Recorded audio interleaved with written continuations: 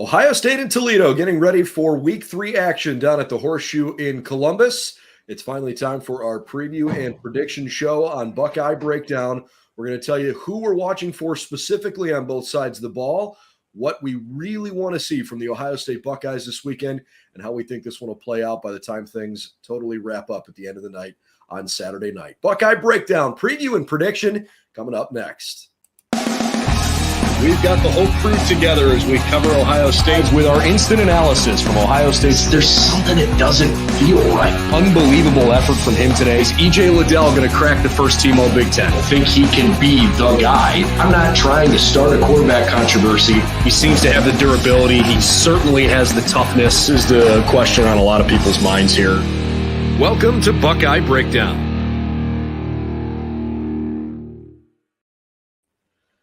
Well, good morning, everybody, and welcome to Buckeye Breakdown on Friday of game week. As the Ohio State Buckeyes get ready to host the Toledo Rockets. It's the first time that Ohio State has played a Toledo team that is going to be on national television. How about that? Or maybe I didn't quite say that right. Toledo has never played on a national network. Correct. Last year they played Notre Dame. They did it on Peacock, so not many people saw it, and they almost won. They're going to try to take some of that luck here with them to Columbus here in 2022. I'm Brendan Gulick along with Craig Hyson. If you're joining us live, we certainly appreciate that. And if you've got a couple of questions, we'll try to get to those. Just drop them in the chat box.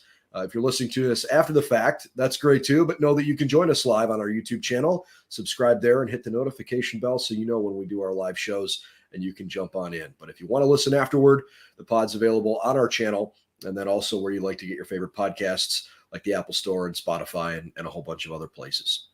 All right. Craig, this is a game between two teams in the state of Ohio. Ohio State hasn't lost to a team in the state of Ohio in over a century. They are king of the castle in the Buckeye State for sure. I think it's probably not much of a spoiler alert to say off the top of the show that I don't think the Buckeyes are going to lose this game. But I still think there are certainly some things that are worth watching as Toledo comes to town this weekend. So why don't we kind of start there? What are you most interested in seeing here on Saturday night? I'm most interested in seeing the defense continue to improve and continue to fly around. Only one touchdown in 2 games has been outstanding. We've talked about it this week. We're not concerned about the lack of turnovers that they're generating, although as we get into game predictions, I think this week is the first time they get one of those takeaways. For me, on the offensive side of the ball, really looking forward to seeing maybe the full arsenal of offense on the field at the same time. It sounds like Jackson Smith and Jigba is going to play. Sounds like Julian Fleming is a game-time decision, but hopefully we see him. So to see all the weapons that we have on the field at one time, looking forward to seeing what that looks like before going into Big Ten play. I feel like there is a pretty good chance we're going to see everybody. I guess we won't know till they get out there, but get the impression that Jackson Smith and Jigba is hopefully going to play. Ryan Day made it sound like he was pretty optimistic about that being a reality. So he didn't come out and say Jackson's playing, but he's kind of led us to believe that is a probability. At least that's how I've interpreted it. So hopefully we'll see Jackson out on the field. I'd love to see Julian out there as well. And look, since it's the third, game of the season and maybe the Buckeyes will get their full complement of weapons, I agree. I would love to see this team really, really get after it. And I want to see, as I talked about earlier this week, that killer instinct, go out there and have a clinical performance and show that you can put somebody away. But I am maybe a little bit more interested on the defensive side of the ball just because I think I know what Ohio State's capable of. We've seen enough through these first 2 games and there are enough pieces that we saw play in meaningful moments last year that I feel pretty good. I know what this team can be. I just want to see the defense one more time before Big Ten play starts to go out and just play fast, play violent, play fast, be physical, speed up DeQuan Finn's clock like they did last week that I thought was, frankly, really impressive because man, the inability for Arkansas State to have any sort of play developing down the field, I think really took them out of rhythm. I don't know if I think DeQuan Finn is a better quarterback than James Blackman from Arkansas State. He's probably not quite on that level, but Blackman felt like he was, if the ball wasn't out of his hand within 1 second, he was screwed because the offensive line gave him absolutely no time to figure it out, and he was going to get killed. Toledo likes their offensive line. I think they're pretty decent. Even though they're not as big as Arkansas State's offensive line, I think they are a better group. So I expect that Finn might have a little bit more time to throw the ball, but I just want to see Ohio State frustrate him like no other. It's going to be exciting to see him go against a mobile quarterback again. And through 2 games, to me, they have more than passed the test. I think about my observations of Georgia last year, where the offense at the beginning of the year was pretty good, right? I mean, they certainly weren't a liability, but they weren't Ohio State's offense, right? It was that Georgia defense that everybody was talking about. And I think Ohio State has the ability, maybe not with the same exact, NFL players scattered across the board, ready to be drafted next year kind of talent. But I think Ohio State, if they can go out again this week and not give up a touchdown, and we're going into Big Ten play, talking about a group that's given up 1 touchdown in 3 games and they're 3-0, the Big Ten's going to look around and go, I mean, what do you want me to do? We've got to play a team that has a Heisman caliber quarterback and wide receivers that are seemingly not coverable, and a defense that's given up 1 touchdown in 3 games on a drive that was really heavily aided by a really lucky catch from Notre Dame, right? So I guess I want to see the Ohio State defense continue to grow, but play so fast and so violent that they really set the tone going into Big Ten play that, hey, we might not be the reigning Big Ten champs, but we're the team to beat in the league. And I'm excited to see their defense go up against DeQuan Finn. He's a dynamic quarterback, can get out and run. I think he's got almost 20 carries already through 2 games, so he can move. It's going to be interesting to see. I don't think they necessarily spy him with somebody, but getting into players to watch, I expect a big game out of Ronnie Hickman. I think he's going to be the one chasing him down if Eichenberg doesn't get there first. But big game out of Ronnie Hickman. I think he gets the first takeaway, too. I think he's going to get an interception on Saturday. I like that. Ronnie Hickman was pretty solid through these first couple of games. I don't know that he got totally the attention he deserved because of how I feel like we're not talking about Ronnie Hickman at all this year. And he was a stud to me, last year. I just think it has more to do with how well the guys in front of him are playing, right? Mm-hmm. Like, it's almost that, as an offensive line, you don't get talked about unless things are going wrong. Yeah. To me, right? So if Ronnie Hickman is making all of these plays like he did last year where he was shot out of a cannon, that's great. But that also means that he's making a lot of plays and he's in the secondary, and that's not great. Mm-hmm.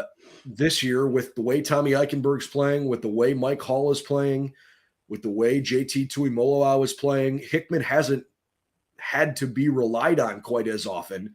And so, I think Ronnie's been in a really good position on a lot of plays without getting credit for a tackle. So I have no issue at all with the way Hickman's playing, but I think he's just flying under the radar a little bit because the guys in front of him are playing better. They are. I expect Tommy Eichenberg to continue to play well, but in terms of players to watch, I guess I am more interested to see Mike Hall this week because he left last week's game with an injury. And I just want to see, like, how powerful is he at the beginning of the game? Is there any lingering effect from what appeared to be, an upper body injury? I don't know if it was a shoulder or a collarbone or a pack. I don't want to speculate, but it was obvious that he was getting, his upper body left side worked on when he came out of the game last week. Now, we haven't heard any reason to believe that there is, a problem with him. And there have been a heck of a lot of questions about Mike Hall this week with the coaching staff and players. But I want to see it. I just want to see him go out and, as soon as he starts shedding blocks quickly and making tackles and looking like the Mike Hall that we saw week 1 and week 2, then I'll take a deep breath. Yep. On the offensive side of the ball, yeah, I mean, you can pick different guys. One more thing, Brendan, before we go to offense. I want to see, like we talked about with Proctor, really responding well. Probably had a little bit of chip on his shoulder after the first game and played really well last week. I want to see that from Denzel Burke. I'm sure he was probably getting both sides of coaching. One coach was kind of getting into him a little bit, and the other guy's like, hey, you've done this, you can do this, that kind of thing. And I want to see how he responds Saturday. Because like we said before, to see where Ohio State wants to go, he's going to be a major piece of that, and they're going to need him. So I want to see how he responds after kind of a rough start to the season. I totally agree about if the Buckeyes are going to win a national title, if they're going to achieve their goals, they need Denzel Burke to play like we know he's capable of playing, like the freshman All-American that he was last year. And I don't think that's a knock on any of the talent behind him in that room. I just think that when he's at his best, he's clearly the best corner on this team. Had a couple of bad moments last week. Time to shake it off and refocus, because we have also seen opposing teams not shy away from throwing at him. In fact, right now they're going his way. They're pretty much going his way. So I'm interested to see how he bounces back. And on that same note, gosh, I really want to see Jordan Hancock on the field. The coaching staff made it pretty clear they want him out there, and I get the impression he's probably healthy enough to go. If he doesn't play, it's not because they don't want to see him on the field. So I'm really hopeful that we get a chance to evaluate some actual game tape from Jordan Hancock, because the coaching staff seems to be pretty impressed with what he's done so far. Okay, on the offensive side of the ball, I mean, look, you can pick anybody you want from a skill position spot. I don't think Toledo's defensive backs are good enough to hang with Ohio State's receivers. I think CJ Stroud should have a very good game. I don't know what that's going to translate to in terms of stats. Like, is he going to throw for 380 yards, or is it just going to be an efficient day? What I want to see from the Ohio State offense is a clean pocket. I don't want to see CJ get sacked, which I think actually could be a reasonable challenge, because to me, Toledo's defensive line is, their strength. So no turnovers, no sacks, and I guess I'd like to see Ohio State close drives. I don't want to see a 3-and-out on the plus side of the field like we did last week, where, they had a chance to add points on at halftime. If you cross midfield, you've got to score. That's, to me, those are the things I'm most looking for. Yep. That's one thing I want to see too, is getting across the field and getting 7 each time. But and this might be a me problem, but offensively, I want to see the numbers jive with the rushing attack that I'm seeing on the field. And what I mean by that is the stats look good right now, but sometimes to me, it just doesn't look like they can run the ball in the tackles yet, between the tackles. And I want to see that. All the big runs this year have been on the outside. Want to get back to smash mouth football up the tackles with Travion. I think this week is the first week they'll have he'll go over 100 yards. So have him going over 100, mine just shy of him. I think they really put an emphasis on the running game this week going into the Wisconsin game, because of Wisconsin's, they always got the big boys up front. So they're going to be tested, and they're going to try to run the ball so they don't become one-dimensional against Wisconsin. So I think they're going to implement some of the stuff they're going to do against them this week. I know we're not talking a ton about, Toledo guys in particular, but obviously Dallas Gant is the biggest headline this week because of his time at Ohio State, and he's played really well through the first couple games. I expect him to be flying to the football, and I like Jamal Hines at defensive end. I think he's played really well through the first couple, and should be, a reasonable challenge for Ohio State on the edge. If I'm picking an Ohio State offensive lineman that I most want to see play well, I think it might be Donovan Jackson. There's something about the way he's played so far this year that that makes me feel like there's a little bit more in the tank from him. He's played well, but I think Donovan Jackson could be the key to like what you were talking about, where the Buckeyes can start running between the tackles a little bit better. He's got a couple of starts under his belt now. I think Donovan Jackson, his emergence as a dude at left guard could really, really help Ohio State in the run game. So that's kind of where I see that.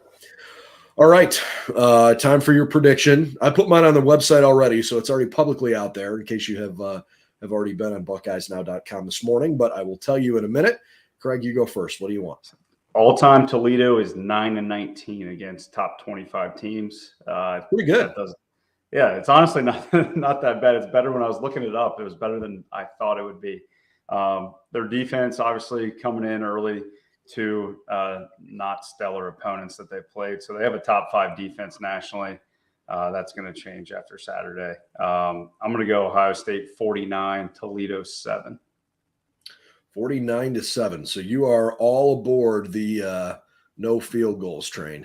I am. No field goals this week. And I think as much as we want to see it, and definitely don't ask Coach Day about seeing any underclassmen before halftime. I don't think we see him. As much as I want to see Caden Curry out there, I think his first snaps come mid-third quarter, if that, maybe even same as last week. So what do you got for this weekend? I'm not far from you, but I see it a little bit differently. I've got Ohio State winning 52-9. I don't think Toledo's going to score a touchdown. I can see where, just based on what we've seen from the Buckeyes these first couple games, I can see where if Toledo gets the ball in good position, that they can move down the field a little bit and maybe kick a couple of field goals. But I am inclined to say that Ohio State's defense is going to keep them out of the end zone again, which is feeling less and less bold, which is kind of fun because I love the way the defense is playing. I don't think Ohio State's offense is going to have any true issues. As the game goes on, Ohio State is such a physically dominant team over some of these non-Power 5 schools. And I'm trying really, really hard not to just sort of like group together general, hey, well, they don't play in the Big Ten. They can't hang with the Buckeyes. I think in the first couple weeks, we tried to really focus on, okay, I don't care what Notre Dame did against Ohio State 20 years ago when they played. Like, what does this matchup look like? Same thing with Arkansas State. I acknowledged last week several times that they had some substantial size on their offensive line. For whatever reason, those guys just don't move very well, and sort of how I thought Ohio State was going to handle some of that. When I look at Toledo, I think they're pretty good in the trenches, but I think over the course of the game, similar to what we saw basically by the time the end of the third quarter came around against Notre Dame, I think Ohio State is going to end up just wearing them down. They're a little bit more powerful. They're a little more polished. They've got more depth. And even before Toledo, quote unquote, gets worn down, I think the Buckeyes are still going to be able to move the ball efficiently. And Ohio State has often been good for one or two of those, bang, 3-play, 70-yard scoring drives because Marvin Harrison burns a corner by 20 yards and CJ throws a pass that, from 50 yards away hits him right in the hands. Those are the kinds of game-changing plays that obviously can put, teams like Toledo put them away quickly. And I think Ohio State will probably hit one or two of those this weekend. But I think by the end of the third quarter and into the fourth quarter, even if we start seeing some depth from Ohio State and you start to see guys that typically don't get a ton of snaps, I just envision the Buckeyes kind of wearing them down. And I think Toledo will hang for a little bit. I don't think this is going to be a total bloodbath by the middle of the second quarter. I guess it could be, but I think Toledo they're well coached. They're going to be well prepared. They have absolutely nothing to lose by trying to do wild, crazy, different stuff. I mean, look at what Indiana did when they came here 2 years ago during the COVID year. Look at what Oregon did last year.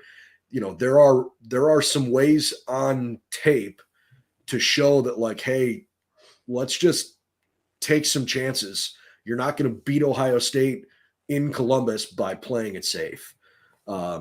So maybe they hit a couple of trick plays here and there and pick up substantial yards. I don't think they're going to score a touchdown this week. I think the Buckeye defense will be good enough to keep them out of the end zone.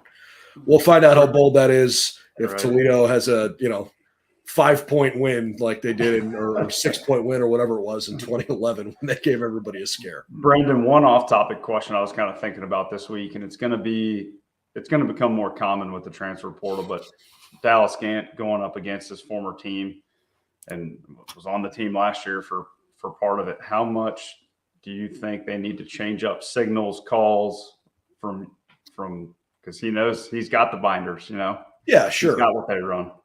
I guess the only thing I would say is the big difference. I would be a little more concerned with it if there wasn't a total defensive overhaul, right? Mm-hmm. He didn't play for Jim Knowles or Perry Eliano or Tim Walton. And Larry Johnson wasn't his position coach. Jim Knowles' system, I don't know the terminology this year based on last year, but it feels like a different scheme. It's a lot more aggressive. They seem to blitz from all over the place in more situations than they did last year. I would just have to think that when you have an entirely new defensive system that comes in, Dallas is not going to be able to help Toledo's offense necessarily game plan. And you got to be able to score a bunch of points to beat the Buckeyes. I know what you're asking about, he's going to be defending against an offense that he has seen for a couple of years in practice. I get that. But Ohio State has averaged, 45 points a game the last few years. I don't think Toledo's got that in the tank. I just don't. I'm sure that Ryan Day is well aware of the fact that, he's got a guy that used to be in his locker room for a couple of years on the other side of the ball. I don't know how they'll change up their signals, but I have to think that they're going to do that when Toledo's defense is out there.